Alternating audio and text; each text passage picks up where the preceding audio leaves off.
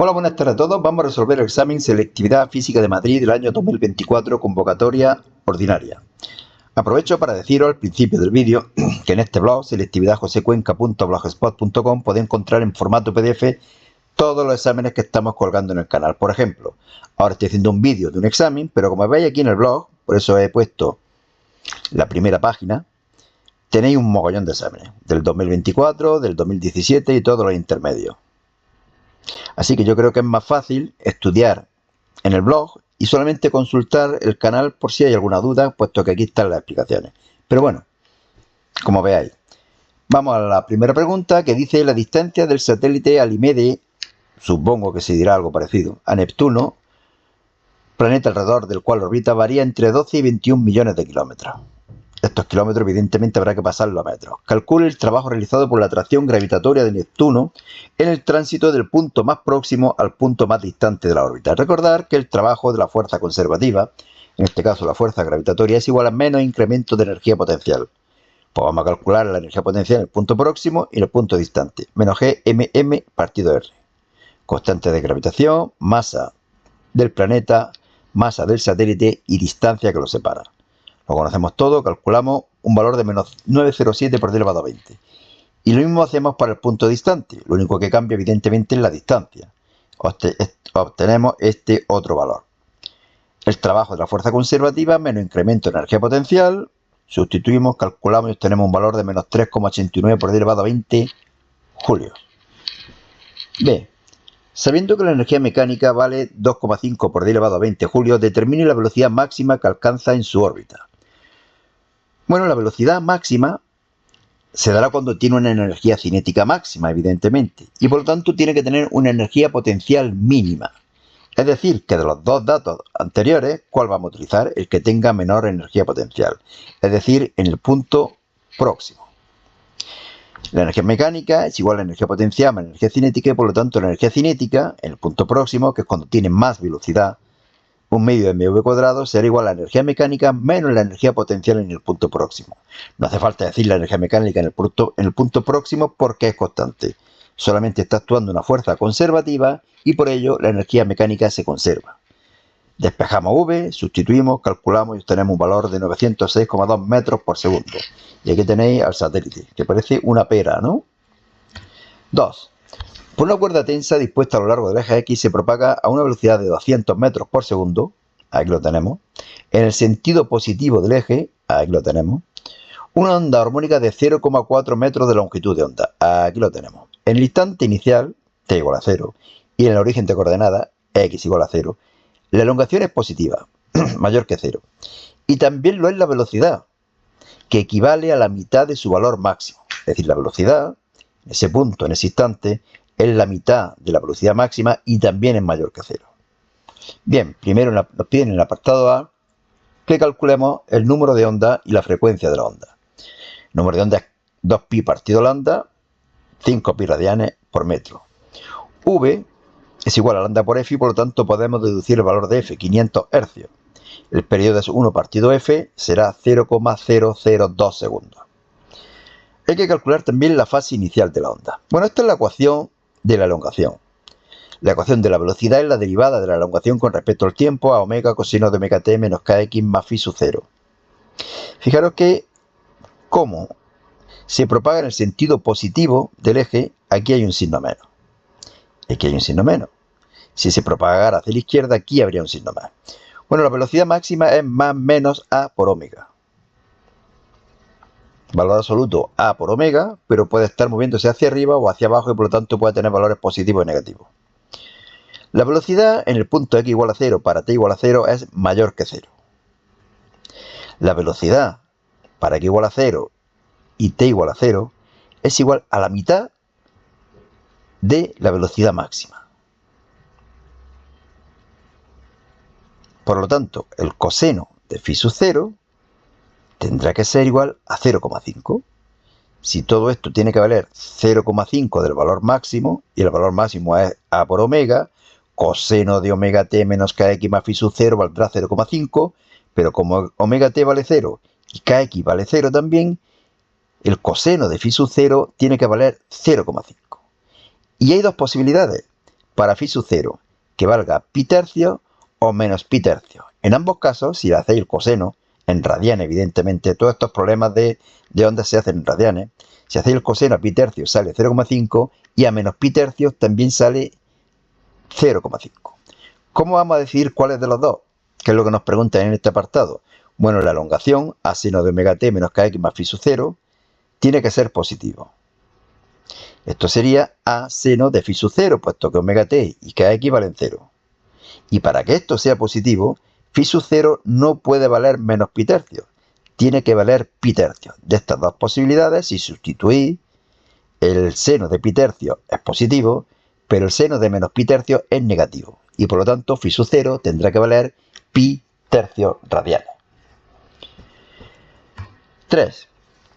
Un hilo conductor de longitud de onda indefinido se extiende a lo largo del eje Z. Otro hilo de longitud indefinida, paralelo al primero, pasa por el punto 500.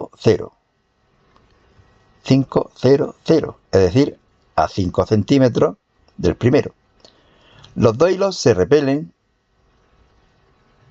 con una fuerza por unidad de longitud de 5 por 10 elevado a menos 5 newton por metro. El campo magnético total se anula a lo largo de la recta X igual a más 10. En este punto se tiene que anular. Explique si las corrientes en los hilos son paralelas o antiparalelas y calcule su magnitud. Bueno, aquí lo que hacemos en el esquema de la derecha, y no sé por qué esta I sub 1 y sub 2 han volado, se han desplazado para la izquierda, por eso es bueno que en el blog es fácil de arreglar estos pequeños errores. Bueno, pues aquí lo que hacemos es demostrar que cuando las fuerzas son de repulsión entre los dos hilos, nos dicen que se repelen, los sentidos de las dos corrientes tienen que ser opuestos. Fijaros que aquí la primera corriente crea donde está la segunda corriente un campo magnético hacia adentro, regla de la mano derecha. Y ahora ya la velocidad de las cargas va hacia abajo, como el campo magnético va hacia adentro, la fuerza, regla de la mano izquierda, aparece hacia la derecha. Lo mismo podemos hacer aquí.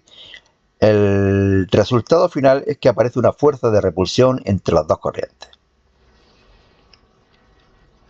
Y aquí tenemos el esquema de del segundo apartado. Fijaros que a la derecha de la segunda corriente, a 5 centímetros de la segunda corriente, los dos campos se anulan. Y por lo tanto, los dos módulos van a tener que ser iguales. Lo vemos aquí en la siguiente página. La fuerza por unidad de longitud es igual a mu sub 0 y sub 1 y sub 2, 2πr. La fuerza por unidad de longitud, 5 por 10 elevado a menos 5, 4 pi de elevado a menos 7, y sub 1 y sub 2, que no sabemos cuánto vale, y 2πr. La distancia que los separa son 5 centímetros, lo pasamos a metros, 0,05 metros. Aquí operando todo esto me queda que I sub 1 por I sub 2 es igual a 12,5. 12,5.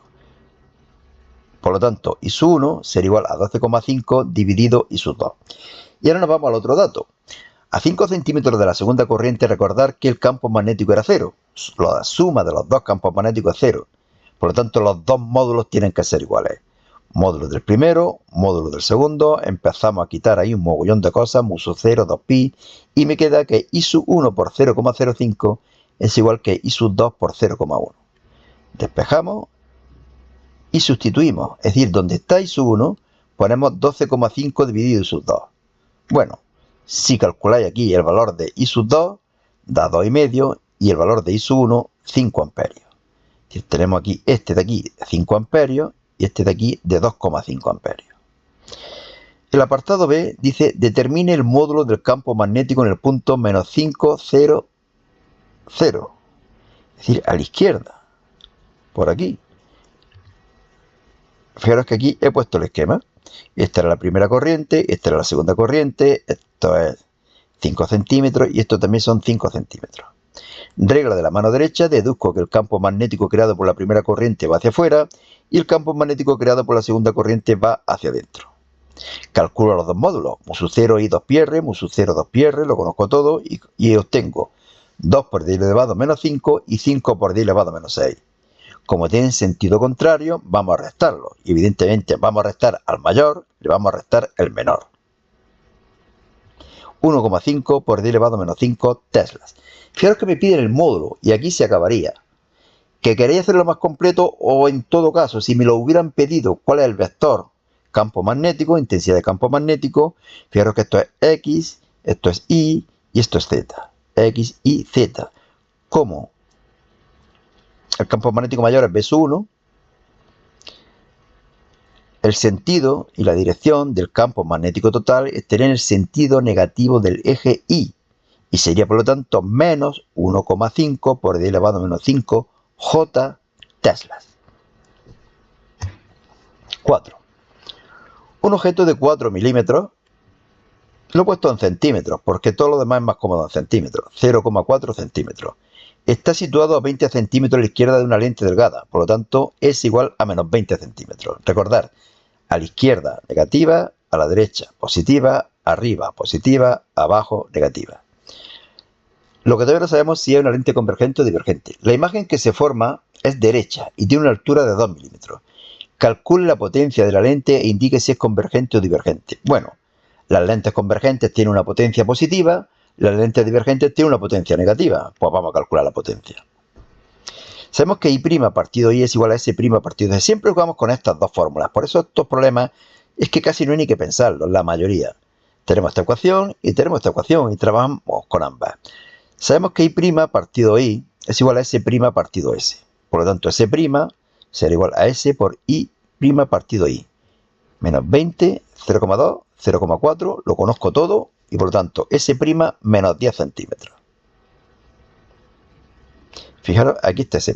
Si esto era menos 20, aparece a menos 10, la imagen. Y ahora vamos a calcular la potencia. 1 partido F', distancia focal, 1 partido S', distancia imagen, 1 partido S, distancia hasta el objeto. Lo conozco todo y obtengo que F' es igual a menos 20 centímetros. Por eso el foco está aquí. Y aquí es donde está el objeto. Menos 20 centímetros, que es menos 0,2 metros. La potencia 1 partido F', 1 partido menos 0,2, menos 5 dioptrías. Valor negativo, lente divergente. Trazado de rayos, aquí lo tenéis. Un rayo que pasa por el centro óptico sin desviarse, otro rayo que va paralelo al eje óptico y al llegar aquí se refracta separándose del eje óptico, puesto que es una lente divergente. Y como veis, estos dos rayos cada vez están más separados. No se cruzan los rayos, pero sí se cruzan hacia atrás las prolongaciones. Por eso es una imagen virtual. Virtual, menor y derecha. Seguimos. Una placa de cobalto se expone a la luz de una determinada intensidad y de frecuencia igual a 1,2 veces la frecuencia umbral para el efecto fotoeléctrico en ese material. En estas condiciones se registra un cierto potencial de frenado V1. A. Si se duplica la frecuencia de la luz incidente, es decir, que ahora sería 2,4 veces la frecuencia umbral, se registra un nuevo potencial de frenado V2, que es 6 veces mayor que V1. No, eso es lo que yo leí por primera vez y claro, no me salía. No pone aquí 6 veces mayor, pone 6 voltios mayor. Es decir, que V2, el potencial de frenado en las segundas condiciones, es 6 más V1. Yo en principio lo había calculado como 6 por V1 y no se puede calcular. Obtenga el trabajo de extracción para el cobalto y el valor de la frecuencia umbral. Bueno, vamos a tener que tener en cuenta dos fórmulas. En principio, el potencial de frenado es igual a la energía cinética dividido por el valor absoluto de la carga. Y así me da el potencial en valor absoluto también. Sabemos que el potencial de frenado, la diferencia de potencial tiene que ser negativo. Pero se suele utilizar esta fórmula. Potencial de frenado en valor absoluto, energía cinética dividido por el valor absoluto de la carga del electrón. Y también vamos a aplicar la ecuación de Einstein. Energía del fotón igual a trabajo de extracción más energía cinética. O dicho de otra forma, H por F, la energía del fotón, será igual a H por F sub 0, trabajo de extracción, más la energía cinética, que va a poner potencial de frenado por el valor absoluto de la carga.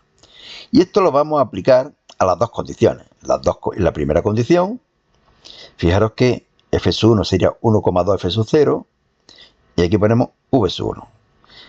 Aquí operamos, es decir, pasamos a la izquierda H por F sub 0 y me queda que 0,2 H F sub 0 es igual a Q por V sub 1. Y lo mismo hacemos para el segundo experimento. Y obtenemos esto de aquí. 1,4 HF sub 0 es igual a 6 carga más carga por el potencial 1. Hay que sustituir el potencial 2 por 6 más el potencial 1.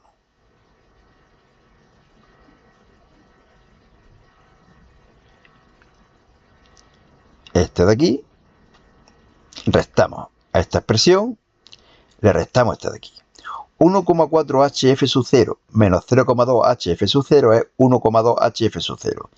Y 6Q más QV menos QV será igual a 6Q. 6Q. De aquí podemos deducir el valor de la frecuencia umbral. Lo conozco todo, calculo yo tengo un valor de 1,2 por 10 elevado a 15 Hz. Y a partir de ahí el trabajo de extracción. HF sub 0, HF sub 0, 796 por 10 elevado a menos 19 julio. Bueno, la verdad es que el examen está siendo un poco raro. ¿De acuerdo? Esta pregunta no es nada normal. B. Si se mantiene la frecuencia inicial y se duplica la intensidad de la luz incidente, ¿cómo se modificará el potencial de frenado? No se modifica. La energía de los fotones depende de la frecuencia. La intensidad de la luz lo único que hace es que lleguen más o menos fotones a la placa metálica, pero no afecta su energía. Y si no afecta su energía, si la energía no cambia y el trabajo de extracción no cambia, no cambiará la energía cinética y por lo tanto tampoco cambiará el potencial de frenado. Aquí lo tenemos expresado, podéis detener el vídeo, leerlo y yo paso a hacer la siguiente pregunta. B1. Un satélite de 200 kilogramos de masa se mueve en una órbita cerrada alrededor de la Tierra y en un determinado instante es detectado a 630 kilómetros de altura, moviéndose a 9.920 metros por segundo. Lo digo porque es que esto hay que cambiarlo inmediatamente, antes de que me líe y lo ponga en kilómetros. Con velocidad perpendicular a la dirección radial. Compare la velocidad del satélite con la correspondiente a una órbita circular de altura dada y del resultado anterior, razone si la órbita es circular o elíptica. Bueno, pues vamos a deducir esta expresión. ¿Cómo lo hacemos siempre? Igualando la fuerza de atracción gravitatoria con la centrípeta. Siempre digo que no hay dos fuerzas que son iguales.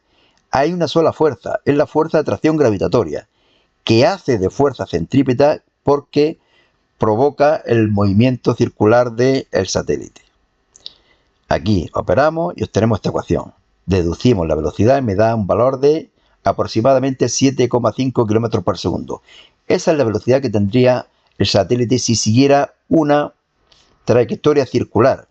Pero fijaros que nos dicen que es 9,2 km por segundo. Por lo tanto, este satélite no sigue una órbita circular. Estas ecuaciones son para los satélites con órbita circular. B.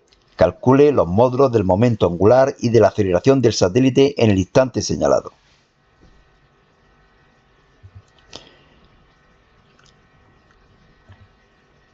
Lo tenemos aquí. Miré que estaba en la página siguiente.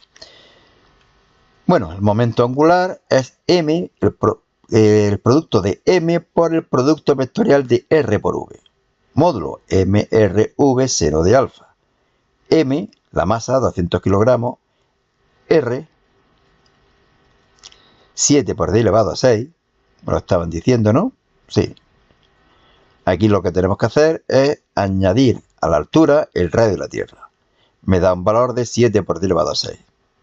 Velocidad 9.920 metros por segundo y seno de 90, puesto que me decían que era perpendicular. Me da un valor de 1,39 por 10 elevado a 13.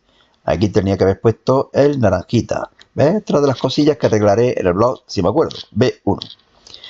La aceleración en ese instante es la aceleración de la gravedad, gmr cuadrado, lo conozco todo, sustituyo, calculo y obtengo un valor de 8,13. Recordar que en la Tierra, en la superficie, la gravedad es 9,8, 9,81 y por lo tanto a medida que me voy alejando de la Tierra, la aceleración de la gravedad será siendo más pequeña.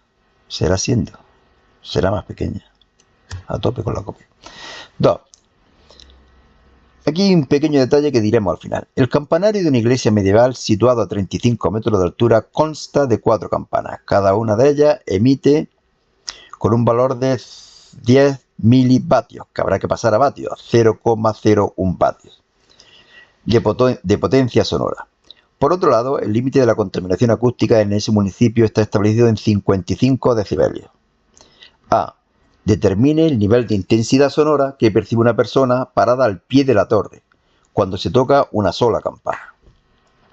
Bueno, la intensidad es potencia partido superficie. La superficie de una esfera, claro. Potencia, que es 0,01 vatios, Divido 4pi r cuadrado. 4pi por 35 al cuadrado me da un valor de 6,5 por 10 elevado a menos 7 vatios metro cuadrado. Esa es la potencia de una campana. La sonoridad o nivel de intensidad sonora, sabéis que es 10 logaritmos de i partido i sub 0, siendo i sub 0 la intensidad umbral. Lo conozco, sustituyo y obtengo un valor de 58,13 decibelios.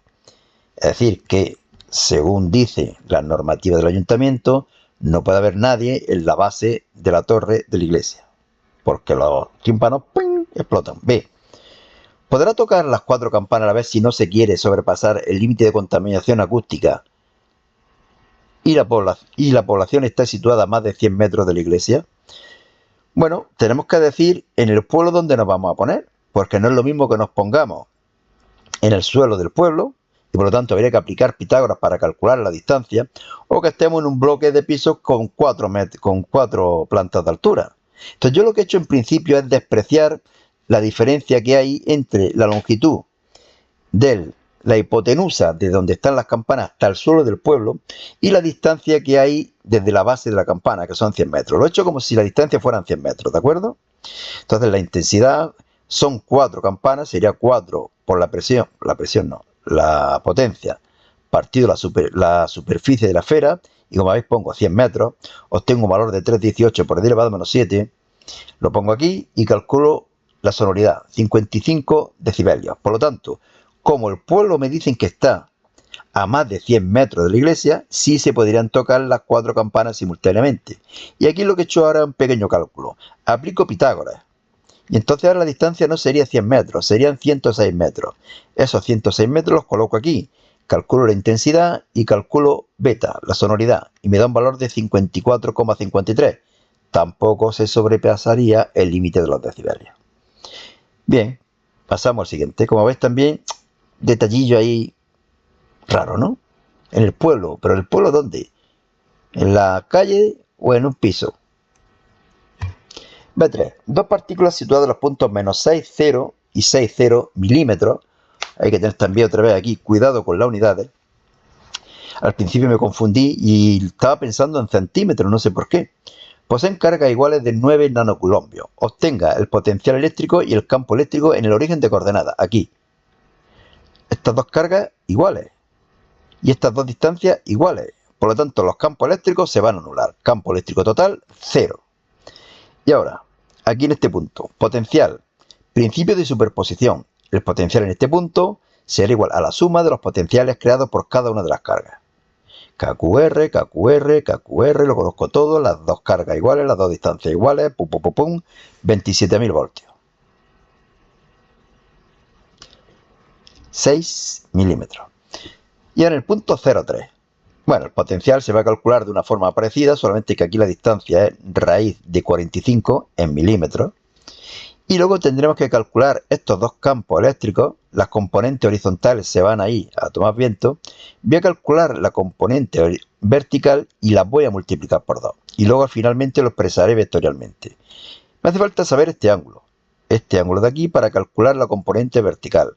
El seno de este ángulo será igual a cateto opuesto, 3 dividido hipotenusa, raíz de 45. En milímetros o en metros me da igual. Al dividir se va. Bueno, pues el potencial en ese punto 0, 0 es V sub... No en el 0, 0. Sería en el 0, 3. ¿De acuerdo? 0, 3. Esto lo tengo que arreglar también. Estamos en el problema B3. En el 0, 3. ¿De acuerdo? V1 más V2, KQR, KQR. 2 por K por Q1, R1. 2 por K por Q1 y la distancia que es 0,0067. Es raíz de 45 y luego lo divido por 1000 para pasarlo a metros. Me da un valor de 24.179 voltios. Ya digo, esto sería en el punto 0,3 milímetros. Y lo que decía antes, las componentes horizontales de los dos campos eléctricos se anulan entre sí. Calcularemos el módulo de la componente vertical de cada uno de los campos eléctricos, lo multiplicaré por 2 y lo expresaremos vectorialmente. Es 1, KQR, KQR. Fijaros que aquí R si lo pongo expresamente. Raíz de 45, que es la distancia, multiplico por 10 elevado a menos 3 para pasar a metros y elevo al cuadrado. me da un valor de 1,8 por 10 elevado a 6. Es 1x. Anda, y aquí me equivoco también. La componente horizontal hemos dicho que se elimina. Por lo tanto, esto es la componente vertical. 1,8 por 10 elevado a 6 por el seno de alfa. 1,8 por 10 elevado a 6 por 3 partido de raíz de 45. Me da este valor, lo multiplico por 2 y lo expreso vectorialmente. J. Por lo tanto, aquí tengo que arreglar el Y. Es Y. Y. Bueno, el resultado está bien, ¿eh? Aquí solamente que me ha faltado cambiar la X por la Y. Y este es un 3. Vaya un problemilla como me ha salido. Pero bueno, lo estamos explicando, ¿no? Y ya digo que lo arreglaré en el blog. B4, penúltimo ejercicio. Oh, qué problema más largo y más peñazo. El prisma de sección triangular mostrado en la figura está hecho de un material con un índice de refracción n sub p. Se halla inmerso en aire con un índice de refracción 1.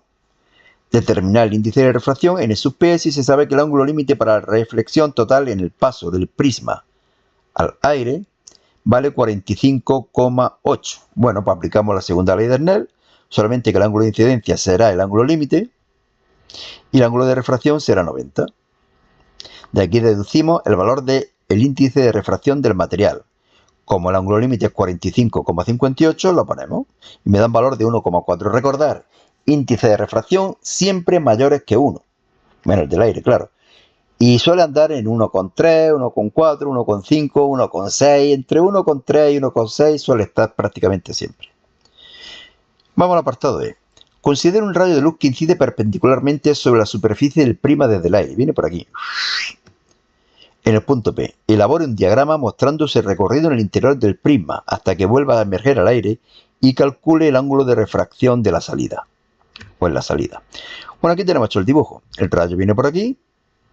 Como llega con 90 grados, mejor dicho, con 0 grados sobre la normal, no se desvía, llega aquí. Y aquí el ángulo con respecto a la normal sería 60 grados. Como es mayor que el ángulo límite, se refleja totalmente. Llega aquí. Y aquí el ángulo de incidencia sería de 30 grados. Al pasar al aire, se separa de la normal. Entonces, ¿qué voy a calcular? Este ángulo. Sabiendo que este ángulo de incidencia es 30 grados. Aquí tenemos el 30 grados, el 1,4, que es el índice de refracción del material, y 1 que es el índice de refracción del aire. Calculo, yo tengo un valor de 44,42 grados. Y último ejercicio. Dos muestras, cada una de un radioisótopo distinto, el 1 y el 2, contienen en el momento de su preparación la misma masa de radioisótopo correspondiente. 3 gramos, 8 gramos, lo que sea. Las medidas de actividad de las muestras 1 y 2 para el instante t igual a 0 y al cabo de un día arrojan los siguientes valores. La actividad del 1, inicial 10 y al día 8,90. La del isótopo 2, 11,70 al principio y 10,77 cuando ha pasado un día. Evidentemente siempre es menor la actividad cuando pasa un cierto tiempo. A. Calcule el periodo de semidesintegración de cada radioisótopo. Lo único que tenemos que hacer es aplicar la ecuación integrada, su forma integrada, de la ley de actividad radiactiva. Tomamos el logaritmo neperiano, despejamos el periodo de semidesintegración y me da menos el logaritmo neperiano de 2 por el tiempo transcurrido, partido el logaritmo neperiano de A partido A sub 0. Lo hacemos para el primer experimento, el periodo sería logaritmo neperiano de 2 por un día dividido 8,90, que aquí lo tenemos, logaritmo neperiano de 8,90 dividido 10. Me da un valor de 5,95 días. Para el segundo, hacemos lo mismo y me da un valor de 8,37 días. Bien. B. Si M1 y M2 denotan las respectivas masas atómicas de los radioisótopos, por ejemplo, para el carbono 12 sería 12, para el yodo 131 sería 131, etc., determina el cociente entre M2 y M1. Bueno, pues el cociente podrá ser 0, algo, o 5, o 3, o 4, o 8, pero no va a ser 10.000 millones, ¿de acuerdo? Ni 10 elevado a menos 45. Me voy a basar en esto de aquí. La actividad es igual a la constante radiactiva por n, o lo que es lo mismo, lambda, y el número de núcleos será la masa dividido la masa atómica por el número de Avogadro. Todo esto de aquí es el número del núcleo. Podemos decir también que en vez de lambda el logaritmo neperiano de 2 partido periodo de semidesintegración y el resto lo mismo, masa, número de Avogadro y masa atómica. Ahora, para que se empiecen a ir cosas y como piden una relación, voy a dividir A sub 1 entre A sub 2. Pongo la expresión de antes en el numerador y en el denominador, para el isótopo 1 y para el isótopo 2. ¿Qué ocurre aquí? El logaritmo se va, el número de Avogadro se va, y la masa me dicen que es la misma, también se va. ¿Qué me queda? Periodo de semidesintegración y masa atómica del radioisótopo 2, periodo de semidesintegración y masa atómica del radioisótopo 1. Y esto lo despejo. Me queda esto de aquí, sustituyo, calculo y tengo un valor de 0,59. Bueno, pues nada más, solamente deciros que fijaros que aquí ya viene el siguiente, que todavía no lo he hecho, convocatoria extraordinaria, y que arreglaré los pequeños errores que he cometido. Bueno, pues nada más, suerte y hasta otra.